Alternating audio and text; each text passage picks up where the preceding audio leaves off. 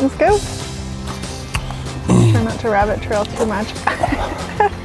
Well, that's the whole point of these videos, is to rabbit trail. Well, it's usually because you say, like, I don't want to do a 2-hour edit. It's a 2-hour video. Well. We could do 2-hour videos. Should we make a 2-hour video? This is going to go in the bloopers at the end. Okay, you ready?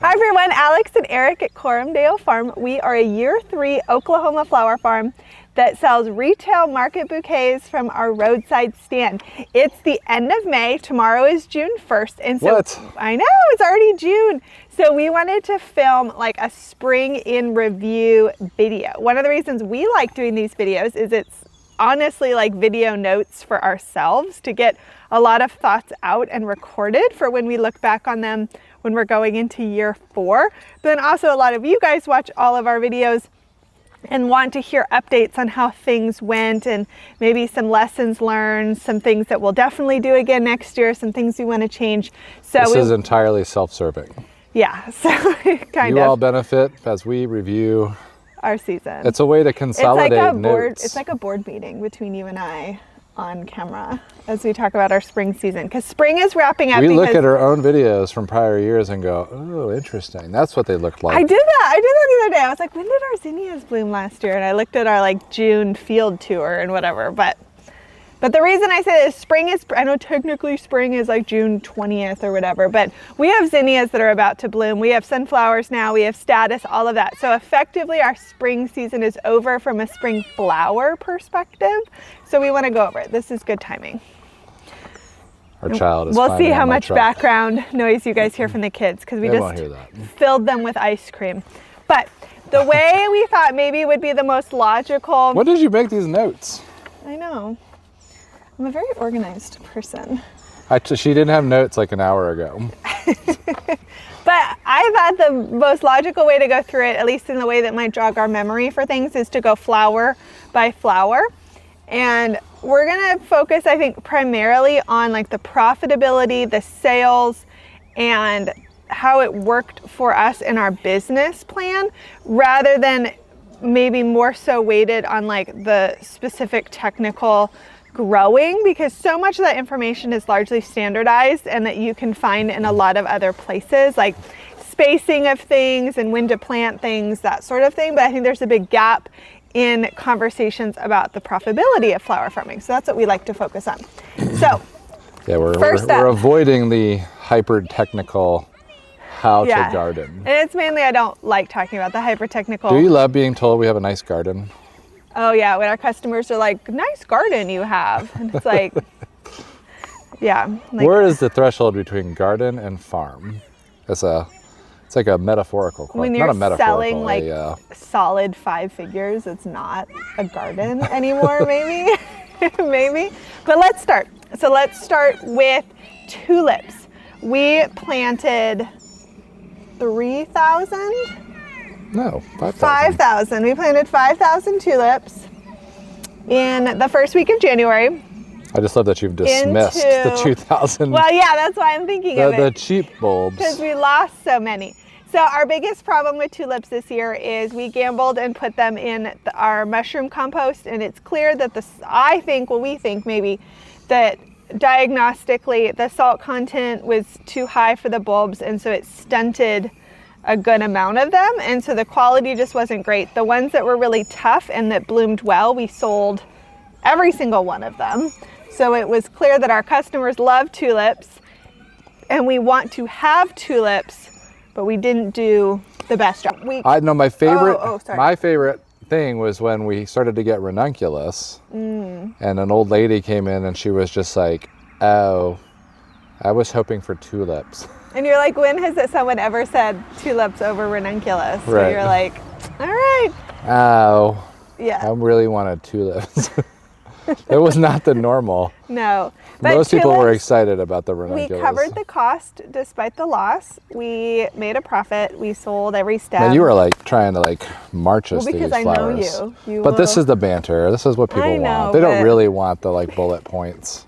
They want the entertainment value. No, they want these notes. They're like, they want you to give them to them, yes. But they don't really want to listen to us. If you could not talk and just scan me. We have had those. Like, can you condense it into 2 minutes? Just give me No, your I'm sidetracking us. Oh, no, you're taking charge. I'm taking charge. Okay, well. Because you're marching us through because you think I don't want to edit a long video. Correct. I'm afraid you're going to be but like, I only complain when I'm in the heat of it, not when we're building the video. I thought when you were editing, you'd be like, why'd we talk so long? Okay. But we got to have fun. Okay, so we went against professional advice on the compost. We did the method to build the box and to put the compost on top of it. You had it evaluated. To our credit, we got mixed opinions, and it was hard to figure out who's to weight higher. Well, we got... Because we did have flower farmers. We had flower farmers that said they It wasn't use it. technical opinion. It was like a... What's the phrase? Anecdotal. You know, you put the question on a forum and you get somebody to be like, I use it all the time. Right. Versus like we passed it to our extension rep who said like, I don't think I would top dress flowers. We were like, let's do the it. Salt content's a little high. But when push came to shove, we didn't have any other soil. We didn't have any other options. And I put natural soil on top and then we put the compost. It just wasn't. I don't think it actually impacted the Darwins too much. It was the cheap bulbs that did not like it. Well, there were a lot of other varieties that stunk it up too. Some new varieties, but we can't really say that. No, but those varieties should do better. The Darwins are just pushed through. Yeah. We did have a very dry February that did not help. I'm going to water them better next year, I think too. Yeah. But we ordered the same amount. It's amazing here in Oklahoma how you go from utterly no rain to like please stop conditions. Yeah, no, like, we're in the please stop conditions. It's like drowned or dry out. Right. And then February was 0 rain. But we ordered the same amount of tulips for next year, but we plan to grow all of them for next year. So it's an increase from this year because of the fail. So it's like last year, the year one with tulips was like 1,800. And then it probably ended up being closer to 2,800 this year because of the loss. And so the next year, hopefully it's like 4,000, 4,500, probably 4,200. At least 70 or 80%. Yeah, so tulips are still a go for us. We learned some lessons. We'll get them delivered in October and we will pre-cool them ourselves. I know that you can buy pre-chilled, but well, we're building, well, we won't get there. Yeah, so we're gonna, yeah, I like having them like in stock meaning like we've received them in October instead of like waiting for them all the way until December. You just like get them in our cooler and then plant them when we're ready with our timeline instead of like waiting for the pre-chilled. But we like tulips. They're profitable for us in Oklahoma. That's not necessarily true for everyone. I'll give you your notes back. Okay. They're yours. You have to assess your own farm and your own customers. And in Oklahoma, tulips are rare. They're not in everyone's garden. They're the first flowers to bloom. People want them. And so we need to learn how to grow them well because they will be profitable for us. But most people here will have no idea how to grow the tall stem or get the right varieties. No, but like in the you hear this like complaints in the Midwest and stuff, like everyone in Michigan has tulips in their yard blooming at the same time, so they don't value them the same. And like that's not true in Oklahoma. Everyone grows like, they buy them at Lowe's in like September, plant them right away, and then fill up the Oklahoma gardening groups with like, why are my tulips 4 inches tall? And you're like, well, we have 28-inch tulips. So why did you come 20-inch tulips? Why did you come buy them from us? So it works out well. Yeah, we did sell. They sold fast and furious, but spring is fast and furious. Yes. Top to bottom. And we're going to stick with our no dig method, which is just basically you erect a raised bed, plant it, and cover it. We're going to do that again. And the nice thing about that is we broke down the bed, Eric stored the boards and everything, and then we can just rebuild it in a different row next year. And then that's how you can rotate your tulips. And it's every 3 years? 6 or 7. We have to wait that long to go back to the same row? Well, that's like technically what they say. So it's, gonna get annoying. It's a problem for another time. Problem for another time. Next flower. That's it. Do you have any other? $2 per stem. You didn't give your price. Yeah, $2 a stem. We're not spending money on super lacy mega varieties. We'll do a video like we always do about the varieties we chose, but the Cliff Notes is we did the video. We have your tulip choices. When? You did it in Idaho. Well, yeah, for this year. Right. I'm saying for next year, the choices, we'll do that video. Yeah, going with a new supplier this year and getting more high quality bulbs for less. Well, it's the same quality. But I mean, like, you're not buying all, like, this year you bought a select set of Darwins and doubles. Oh, and yeah. some parrots, and then we filled in the, like, from 3,000 to 5,000 with some of the cheaper ones, cheaper mixed. which are just going to be really hit or miss. Yeah, and we which decided. We don't know. Last year our video was like, they did awesome. We're going to buy these again, and then we bought them this year, and the cheaper bulbs just didn't. Yeah, so they're kind of like our filler tulip. Might be a hit or miss. But the thing that we decided on, and we talk about this a lot on our channel in general about like growing fewer varieties, but like the right quantity of them, we're going to really apply that for tulips next year, where we decided to narrow down our variety list and our color list and order in much bigger quantities. And when you order in much bigger quantities, your price goes down significantly. So instead of buying in like boxes of like 100 or 200, we are doing crates, which are 600, and that brings the price down like 10 more cents plus a bulb, which really adds up when you're buying thousands. And so we are going to have a lot of tulips of, I mean, it's still probably like 7 or 8 colors, but where I see maybe people going wrong sometimes, like on the newer end, is you feel like you need to have like 15 different varieties and you're buying them in like 50 bulb increments or 100 bulb increments instead of just buying like big block chunks of varieties. And just save money. Less varieties, but and I don't think your customers care to the level of it's worth it to buy. I think we listened to the famous Jenny Love, Dave Dowling Tulip podcast, and I feel like in there she said like it's not worth buying anything less than like 300 in a quantity, and that's like minimum. Okay. So, and we're kind of taking that to heart with doing like instead the of 100 size. Each of these 50 different varieties. Yeah, but if you think about it, so 600, you can do the math live. It's like 600 per crate, and we ordered 5,000. That's still a good amount of variety. Five different varieties. No, more than that. And I'm doing public math now. I know, it's scary when you have to do public math. I mean, it's like what, 8, 9 varieties at the most? Yeah, so that's a 8 lot. or 9 varieties. That's a lot. And you can mix them, and our bouquets all look different week to week, so people can pick out a different bouquet with a different color they didn't get the week before. I think we But you've already put the order in. I already put the order in. I think won't be charged till October. Won't be charged till it ships. But the point I'm trying to make is I think we over assume customers are looking for like insane differences week to week, and I just really don't think they are. I don't think they are. And I think it makes it easier on the farmer, and you can increase your profitability when you order in bigger quantities. So that's our spiel. I'm sure that we'll add more varieties in the years to come as we scale up. Yeah. But next year we really want to execute the number we had this year with less loss. Yeah, my goal next year would be to get to the sales floor as many bulbs as we can. Some of the issue, which we will get to, probably, we're going to go through each flower, and then we're going to talk kind of meta. Yeah. But like, I know we originally said we weren't going to need much refrigeration space. You just want to out with it right now because it's but like if you had double the tulips, we would have had nowhere to put them. So the Lord knew. The Lord was like, you aren't prepared for the decisions you made, so we're just not going to give it to you. We've already been hinting at borrowing fridges all over the place, and now we're dealing with other problems. We have 1, 2, 3, 4, 5. The neighbors was that point. Right. We have 5 fridges we're using, which is ridiculous. So. Right, which still would be like 1/5 the space of a walk-in cooler. Next year is going to be like. But we'll get to the meta. But just in general, if we had actually been because here in Oklahoma, it's like 2 to 3 weeks. Yeah, it wasn't even 3 weeks. I feel like. Probably not. Yeah, it was crazy. It was like March 20th through like April 3rd. I mean, you have it in here. You said 3 weeks. Yeah, I said fast 3 weeks. So, yeah. It was just really quick, and we were just pulling out so many tulips so fast. Yeah. We were. And tulips, like 3-4 tulips are kind of easier to store than some of the other flowers because you can put them sideways, and we still wouldn't have had room. No. So. Exactly. Yeah. Okay, next flower. Are you ready? Next one?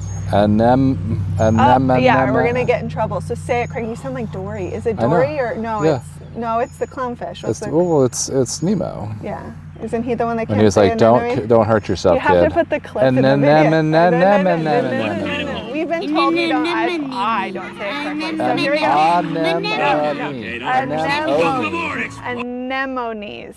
Anemones. Anemones. I say anemones, not anemones or anemones. Anemones. Sometimes when you say it, you make it all ends. Anemones. You know what? I live my life. People don't understand what it's like to film. Crazy people things. say peony, so sue me for saying anemones, please, because peony sounds ridiculous. Y'all try doing it live and say every word perfectly with these flower names. Don't at me, please. I'm so tired. It's difficult. I'm so tired. I can't speak. Okay, so anemones were technically. Oh, hold on. Pause. Oh no. Well, it's the beginning of the video. We don't do our good job with self-promotion. Oh yeah, we gotta do that. For those of you, we've got a decent number of t-shirts. Yeah, Eric has the Buy Local Flowers one. I have the Snip If you want to Strip support bucket. our YouTube channel and our farm, I'll put the link in the description. go to our website, coramdalefarm.com. There's a shop. These are fun because the Buy Local Flowers one strikes up conversation when you're in town because they're like. I did shift the logo up a little bit higher. It's not like here, which is kind of a weird. So this is a little bit off from what it is, but. But I remember you were wearing that in town and someone was like, well, do you sell local local flowers? Do you sell local and you're flowers? Like, let me tell you. Well, let me tell you all about our farm. And it's good for like your social media This is our pictures. inside joke for those who goes way back on our live from February, This is what we do. We snip, strip, bucket. Right, you got to get them in the bucket. It's my whole life today with sunflowers. Obviously, you go around town, people be like, that doesn't make any sense to me whatsoever. It doesn't matter. I see some weird shirts and I'm like. So if you want to support our channel, get some merch. Thanks, we're guys. trying to do the merch thing. Appreciate it. This is a lot of work and time. They're really soft and comfy. So. Like and subscribe, all that stuff. And we don't even talk about the fact that we've hit 12,000. Okay, we'll talk about that too. We don't recognize any milestones. Just keep on charging. It's very hard to do this farm building thing with 4 kids. People keep asking how we do it, and sometimes it's certain self-promotion and. Yeah, we're thankful. I mean, I remember. Yeah, we're very thankful for all 12,000 of you. It was like less than 2 years ago that we like hit 1,000, and it felt like insane. So to be at 12,000 is just really cool. So yeah, thanks, so 12,000. We went from where were we at this time last year? 6,000? No, it wasn't that many. I feel like it was like 3,000. Yeah, it's been a lot this year. It's been a lot. It's been huge growth. Yeah. We're loving all the good feedback. We love the dislikes. So I see you, people. I just wish people would tell us why. I see you, dislikers. I see you. But anemones. Anemones. And then anemones were technically the first flowers to bloom on the farm, but they didn't before even the tulips. No, before the what do you call them? I don't know. What do you call them? The yellow flower. Daffodils. I don't even talk about daffodils. Daffodils are a waste of time for me. But they were before daffodils. Oh yeah, they were before daffodils because they were in the tunnel, so they bloomed first. But the summary of the anemones for me, and you can tell me what you think. They were an experiment. They were an experiment. They put off an insane amount of stems. They bloomed for way longer than the ranunculus. Our customers loved the bright, bold, saturated colors that we grew. I should have been more disciplined and cut harder on them because of how many stems they were actually giving us. And we're probably going to more than double our order for next year because they were so great to have so early and they lasted so long that they felt like they were really good real estate value in the tunnel. And our customers loved them because they'd never really seen them before, and our customers love bright colors, and that's what I chose. They're very simple flower. But they're simple, but they're striking. Like that's people what I mean. ask. No, they're like, just such what is that? It's just such a. Yeah, and then those purple pink colors were just very bold. That like fuchsia and the blue, yeah. So you're doing how many? We went from how many this year to how many next year? We planted 300 this year. I'm not counting the ugly red ones because gross. 300, and I think you told me to order 600. Just double? Yeah. Okay. I think so. Where they're at is where we're at. And I'm going to add, I think, like a purple color. Do they store a long time in a fridge? Same as ranunculus, so a couple weeks. So you could stretch them out. Thing. Yeah. So even if they start super early, we could start collecting. Yeah, but one of the things I put in the notes is I still think I planted a little too early because we started to have sellable stems before tulips, but we didn't have enough sellable stems to like have an opening day. So I did a lot of the like flash sales, like send them a pay link, and that just is. You probably sold what, $1,000 before? Yeah, probably $1,000. Like before the season even really got going. Which was good because it meant that we didn't, like, we made money on the flowers, but it's just kind of like inefficient and out of the system. It would be better if I think if we planted them maybe like 3 weeks later, or like 3 weeks, 3 weeks later than we did. So that would be sometime in December. They would really get going in March when the tulips are going. And then we can just like have our opening day and off to the races instead of like an awkward, like straight anemone bunches sort of thing. Right. But loved the anemones. Towards the very end, the aphids found them, but some of that is like, it just happens. Like, I don't think a standard can we'll be get to aphids with the ranunculus journey. Yeah. But and again, $2 a stem. $2 a stem is what we did. Yeah. Right. Yeah. So that was some of our pricing. We kind of trying to normalize at $2, even though they might be more like $2.25, $2.50. But we're picking the less expensive varieties. Well, they just saw us do math live, so round numbers is easier for me. Yeah, we're more in the like wag it, like try to ballpark it. No, we don't speak military. ROM it. We don't. Rough order of magnitude. Okay. We probably wouldn't even try to go for like $2.25. They'd be 50-cent brackets in general. Yeah, I mean, unless I'm like writing it down on a piece of paper with a calculator, I struggle with that a bit. But that's anemones. That's another. These are all positives. It's like it went well, and we're going to do it again. Jerusalem. Jerusalem series is Jerusalem, and it was either Maron. I think it's Maron or Merton was the other one, and Jerusalem did better. So Galilee is another series, but that one's better for cold climates, so I'm not even going to try Galilee. So I'm going to stick. Carpenter bee. I'm going to stick with Jerusalem. All right. So there's that. All right, the bigger one, Ranunculus. The grand. Ranunculus. Not the queen, I guess. No, everyone voted Peony the queen. The Duchess.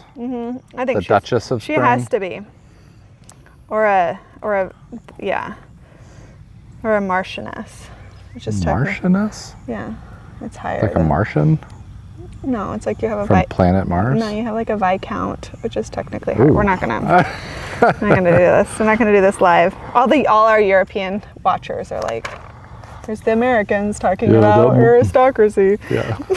Okay, so Ranunculus, we planted 1,200. 1,300, 500 Amandine, the rest Elegance series. And we nailed it.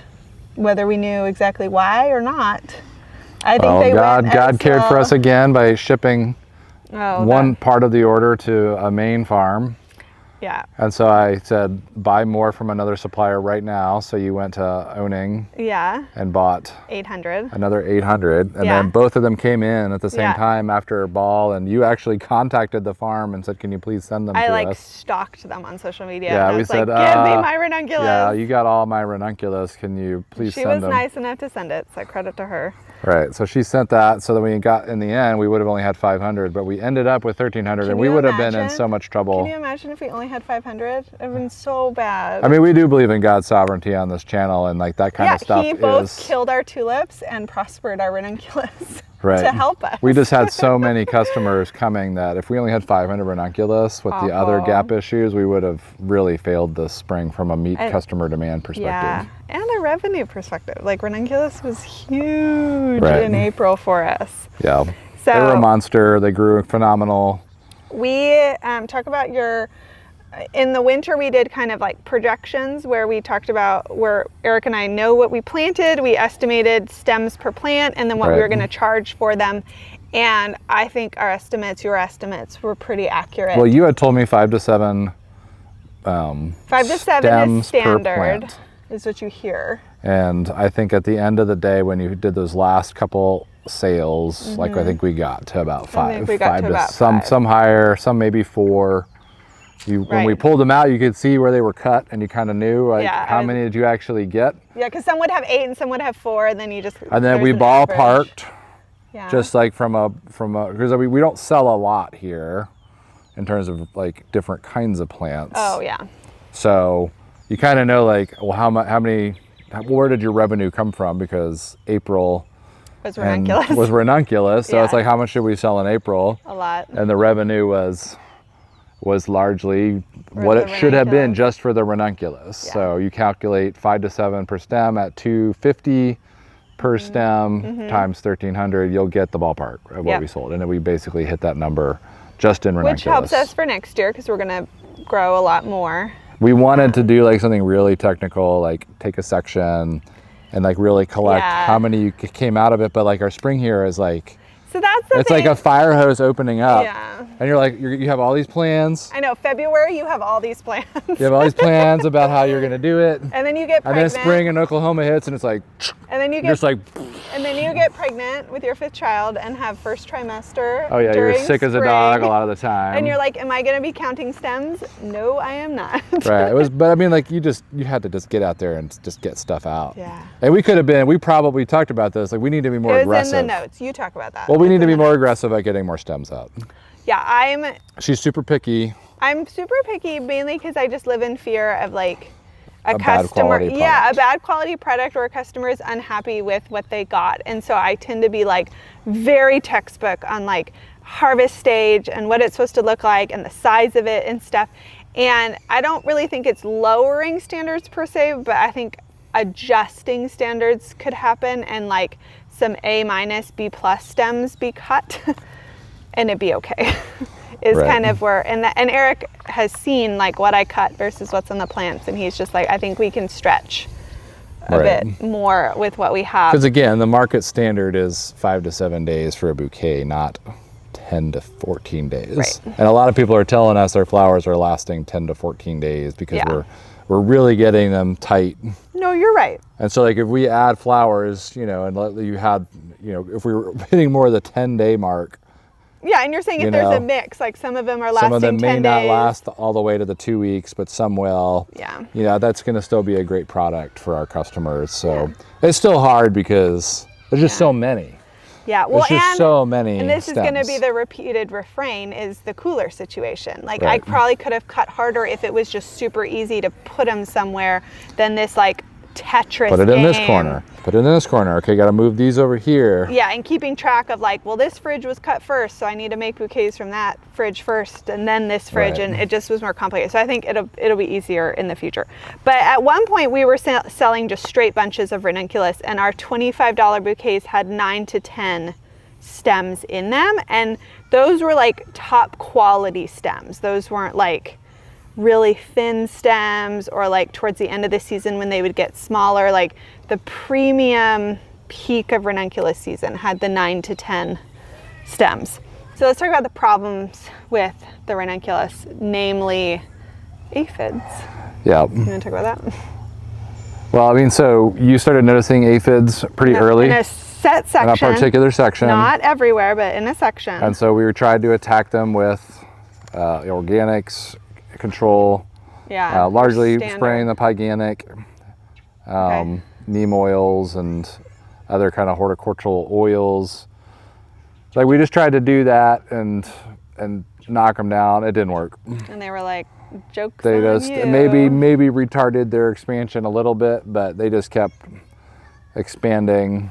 And then they got to the anemones, and they got to the snapdragons. And they got too far. They moved like almost. It was very much like a scientifically trackable situation. Yeah, like they didn't. They started in this one section. The wind typically blows here. They moved over across the road to the anemones, and then they got into the new snapdragons that were growing like trees. They weren't like all the way at the other end of the tunnel suddenly. It was like in the area. So we learned from like some of the more experienced ones, like Jenny Mark. She reached out to her and chatted. I texted Jenny and I was like, help. Yeah, and she said like they're really hard. And we also heard from our neighbor. He actually has a produce farm, said they were really bad this year on his own experience too. So it seems like every year we deal with a new bug in terms of its intensity. You get like confidence. Last year was whiteflies in the field. This year was the aphids. Yeah. But what we should have done is just taken them out immediately. Should have just ripped the plants out. Because that takes the eggs, larvae, adults, all of it. Or just like, I mean, it wouldn't look pretty, but I could just take the torch to the ones right in the just hear the place down. You take them out and then burn them outside of the tunnel.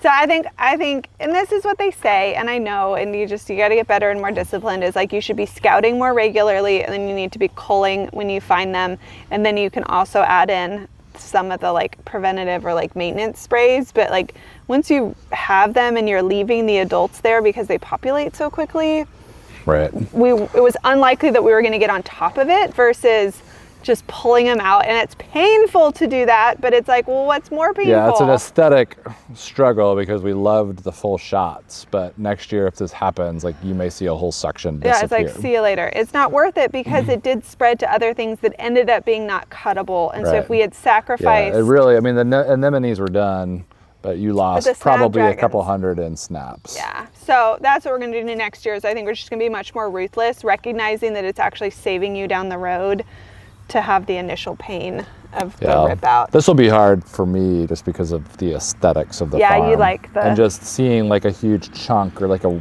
section just ripped out. Yeah, you like the like Instagram. Right, you want to look like those, you know, those Dutch tulip fields where it's just like a perfect block of color from like, for like 150 to 200 feet. Okay, so that's Ranunculus. And that was pretty much what we, oh wait, no. Ignore what I was about to say. So that was the Ranunculus. That was the Ranunculus. I was going to say that's everything we grew in the tunnel, but it's not. Let's talk about our field snapdragons. So well, let's just try to group the full field together from a time perspective because the sun is setting. I told you. I know, well, people are, if you're watching now, we love you. I know. Let's just talk about the overwintering in the field. Okay, overwintering. Okay, so we'll go bigger meta. Okay, so what were the issues? We did tulips. We talked about that. We did larkspur and bupleurum. The bupleurum was at the end of the row, which is on the south end, and so it got more wet. And so even though they ended up being better than I thought they were going to, they were tougher than you thought. Tougher than I thought. I still think I'll put them in just a better drainage situation, but I'm going to plant them again. Larkspur did great.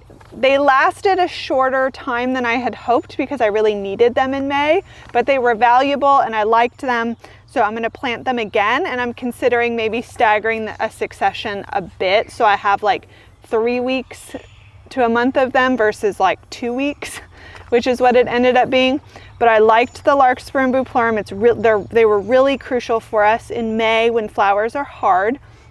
And then in row 3 in the field, we planted in November group 1 snapdragons, Chantilly and Madam butterfly varieties.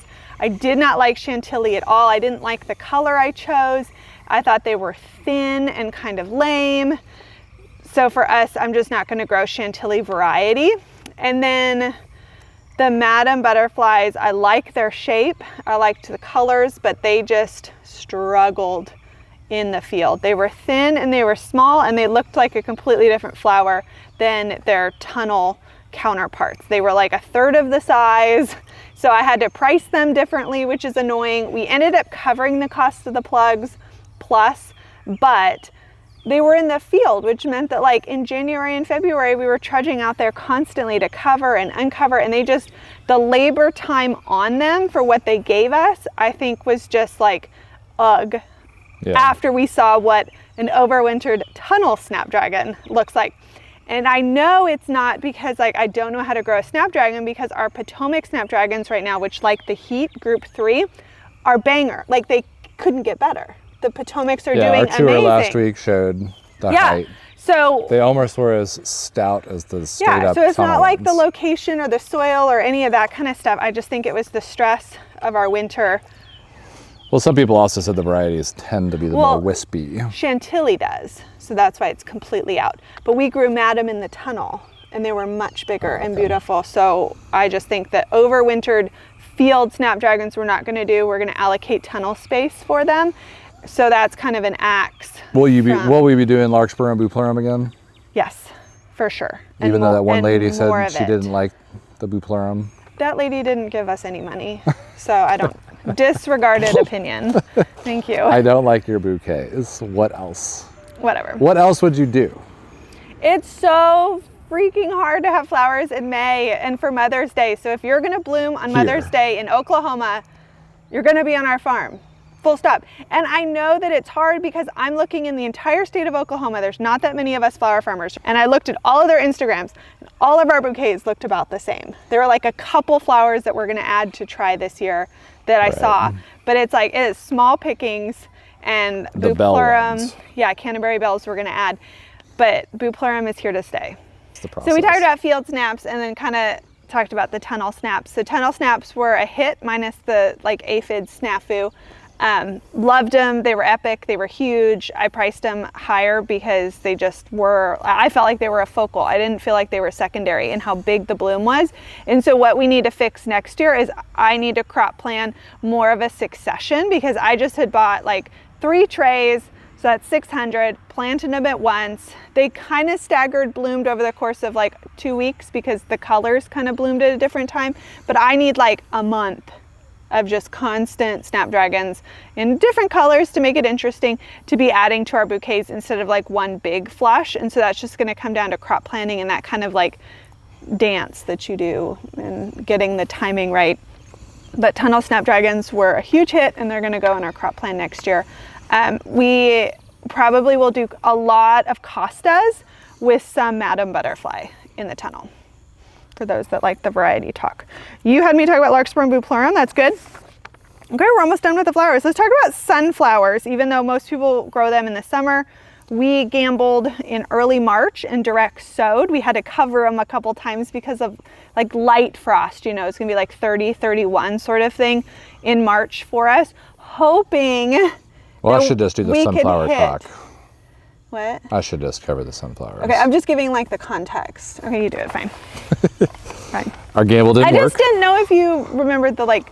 They're very heat sensitive and they did not start cranking until much later than we wanted. Not much later, just like the week after Mother's Day. Right, well, but like, I mean, we really hoped in the projection, if we got them in, they would have been 65 to 75 days. And they were more like 75 to 90 days. I know. In terms of the readiness. And all the rows that we had done, like 3 rows in a row, 1, 2, and 3. Once a week. Have largely all come together. We are drowning in sunflowers, is what he's saying. So they all. Next year we're going to try tunnel sunflowers, because we're still not going to have our peonies. We're going to try tunnel sunflowers because that'll help a bit with like the soil temperature and the heat in the tunnel. Like 12 feet tall. No, they won't. I'm not sure we can ever hit Mother's Day without peonies. But if you remember, we closed the weekend after Mother's Day because we just couldn't salvage. And so if we could have a goal of just not being closed that next weekend because we have flowers, that would be a hit. Right. But the good thing is they didn't die. We didn't lose them. They weren't stunted and weird. Like they bloomed, so we profited off of that row. It's just the timing desire didn't work out. And so I just don't think we'll start the successions in the field as soon next year. Clearly later March is probably fine. Yeah, I agree. And they're all blooming beautifully right now, the varieties we chose and everything. We've got Gold Light, White Light, and Orange Excel going right now. They look wonderful, exactly how they should, but cooler space. Cooler space. Okay, last flower, and I don't want to spend a lot of time on it because it's depressing, is peonies. So we planted a lot in November, and the short summary is that we just picked a really low, what ended up being a really low spot on the farm, and because we got so wet, we're at like 10 inches in May, we have just lost a lot to rot because the drainage just wasn't there, mixed with our clay. It just did not go well. And so it sucks. It sucks to look at. It's frustrating when you make that kind of mistake. But because we didn't invest in like 2,000 peonies or 3,000 peonies, like you see on Instagram sometimes, where it's like, it's your retirement plan kind of thing, the like loss number on a spreadsheet is a lot easier to stomach than like a much bigger investment. We'll probably lose 40% of them. Yeah, so it's not like financially devastating. It's more just like it was a lot of labor to put in, and so it's going to be It's devastating. No. It's devastating. It's painful. I injured my back. I'm trying to be the Pollyanna on it because we're not going to spend much time, but like we did decide, and we'll have further videos that it's just not a project we're going to be able to hit this year. Well, it can't. For expansion, we want to move the whole field, basically. We want to move the whole field, but like we have a baby coming in the fall, and we have other expansion plans for the fall. And Eric and I had a phone call, like he was on a work trip, so we were like, this is a good time to talk because you're just sitting in a hotel room, and we were like, these are all the things we want to do, and then we had to be realistic about what we can do.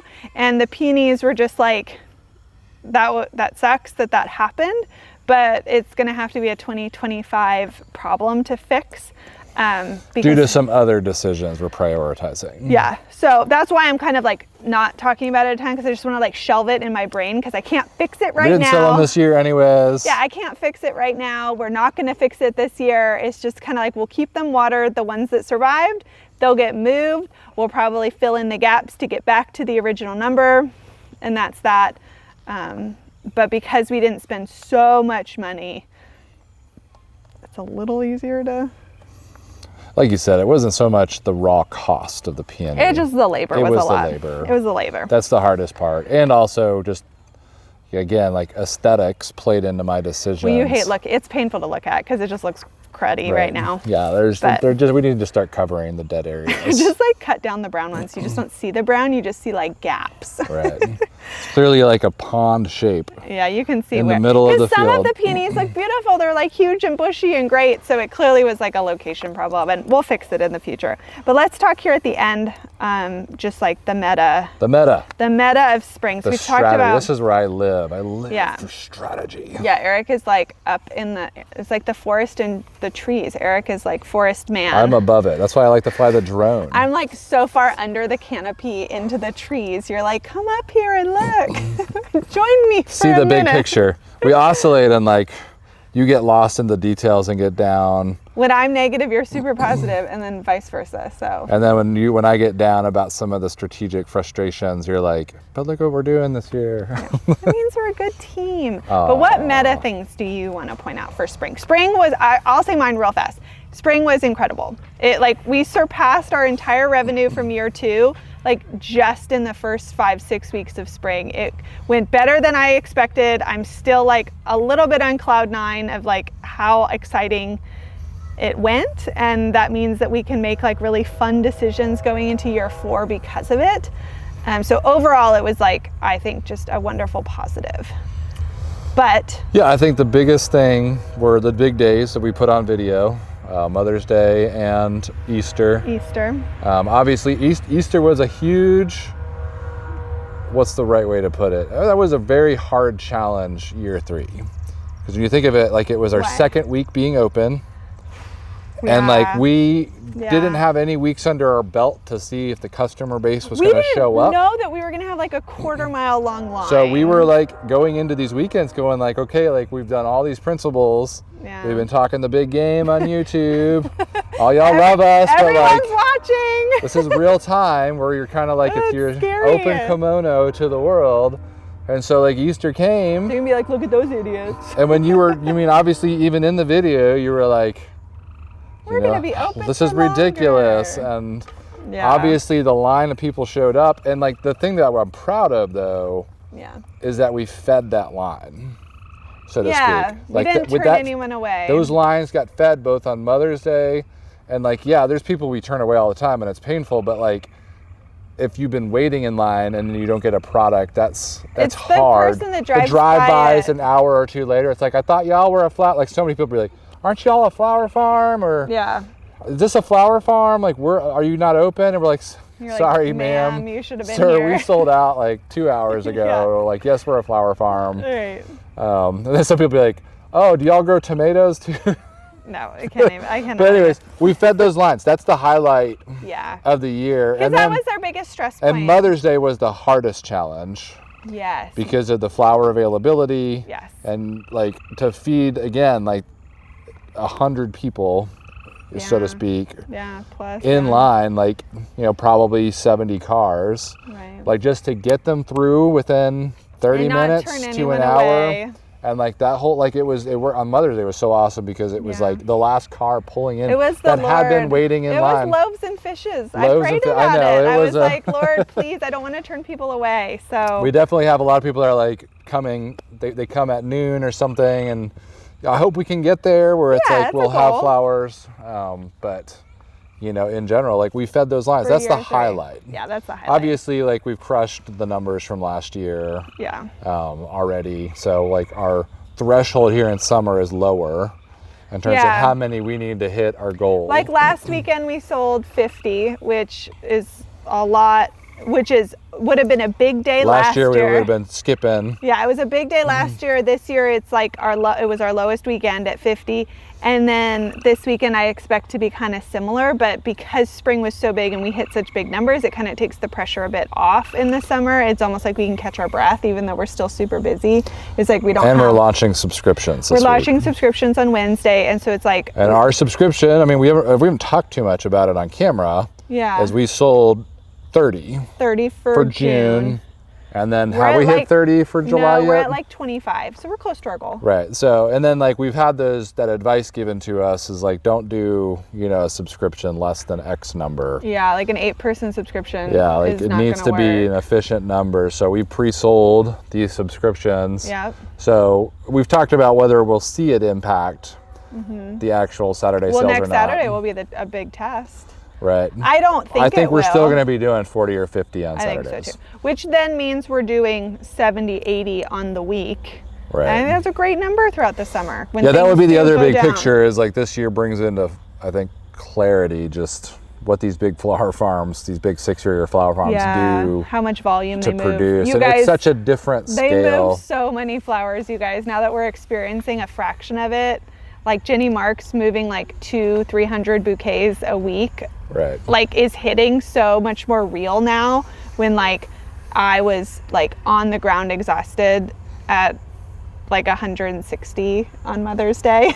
It's just like, and Jenny doubled it. And you're just like, oh, okay, so this is what like 6-figure flower farming, an acre size farm. Yeah, we would actually really need to be like. Averaging that 150 to 200 a week to get there. Yeah, all season to hit those kind of numbers. Which means spring would need to be more, and then summer's obviously. Which isn't like a negative, like, oh my gosh, it just brings it into focus of like, the amount of stems, how do you do it with our labor and limitations. You don't know what you don't know until you just really start to get in it and see that sort of thing. I know that we're not trying to sell the dream of flower farming, we're actually just trying to share our journey. And we're actually trying to say it's really freaking hard to take it seriously is what we're trying to say. The stem counts that you have to push is so high. It's very high. And when we say like 6-figure flower farming, we're talking about like $40,000 profit, which is at this point it feels like minimum wage in our economy. Yeah. 40,000 if you paid yourself. Sure. Higher than that if you're like in our setup. Sure. Where we're not paying employees 18 an hour or something. Yeah, the big picture is we have strategic decisions on the farm, like we've already told that we'll do videos. We need a cooler. We need a cooler, you guys. The fridges don't work. We're losing too many flowers, too many products. And it's just complicated. It's an efficiency issue. It's a product loss issue. Yeah. You're asking to go over to our neighbors, even though he's right across the street. Can I use your cooler? I'll pick them up before you need it. Yeah, and he needs to fill it up with his produce by Fridays when he does his market harvests. Yeah. So it's just our hand has been forced on it, even though by the time we get it built, like sunflower season is going to be. Well, I mean, I guess we'll always have sunflowers. We'll have it for sunflowers and for Lizzie's. Right. Like we're going to want it. I feel like you're going to build it. The Lizzie's are going to get going, and I'm going to say to you, oh my gosh, I'm so glad what would we have have done without it? Because of how many Lizzie's we decided. And then next year, we really hope it helps temper and spread out spring here. I think it will. That'll give, at a minimum, give us 1 or 2 extra weeks to sell spring flowers. Which is thousands of dollars. So like. But also to spread it out too, like should we have too many at once? Just in general to be like, okay, I don't need to sell this many tulips. Yeah, because our goal is not we sold 2,500 to 3,000 tulips this year. That's what I was going to say. The idea of 5,000 that we need to move within a 2-week period. No, that's insane. So we knew we were going to do it next year. It was a matter of when to build it. I should just do the how-to. We'll do the video because people always want to ask about. I should do the full how-to. We're gonna do the cool bot thing. Just like I've got a full how to build our tunnel. Which some people do want to watch. Which I haven't made yet. I've got all the footage for it. Maybe a summer video. The 1-year tractor video, which I know everyone's looking for. Yeah, everyone wants the tractor video.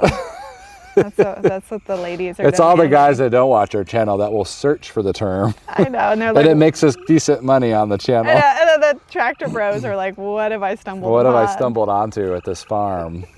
Sir, are you using your tractor to carry flower buckets? I am. I am. The pallet forks work great. The pallet forks can lift some flowers, Here's guys. my Let me tell you how many flowers the tractor can lift. Yeah. And then the other thing, if Yes. you've watched this far, is that we're probably going to build a big high tunnel.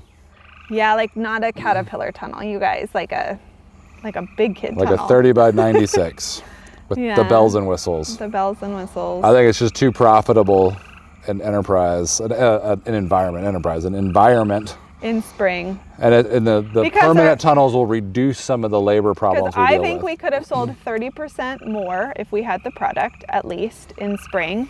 I really want to lean into more spring subscriptions. And just as time goes on, you continue to get the word out about your farm and more people hear about you. So then you're getting more customers. And so by next spring, after spending a whole winter marketing, if I have another growing season, I hope the plan, is that our customer base grows even more next year.